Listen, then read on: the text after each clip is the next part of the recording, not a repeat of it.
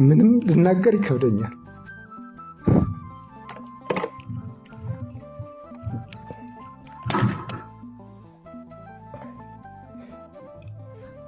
ከዚህ ስንፍናችን መንቃት አለብን። ዛሬ ካልነቃን ሰይፍ ይበላልናል። ቤተክርስቲያንም ከእጃችን ትነጠቃለች። የማትነሳ ከሆነ መብራቱን አጠፋዋለሁ ብሏል ክርስቶስ። ያጠፋዋል።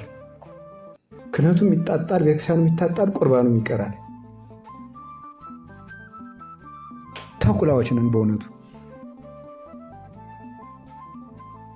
እየሮጡ ዶ መቁረብ አይደለም ክርስትና። እንዴት ይሻለናል? ምን ብንደረግ ነው የሚሻለው? በጦር እየተወጋ የሰበከው ወንጌል እኮ ነው። መቀለጃ አይደለም፣ ነጠላ አይደለም ክርስትና። እንዴት መታረቅ ያቅተናል? የገዛ ፍቶቶች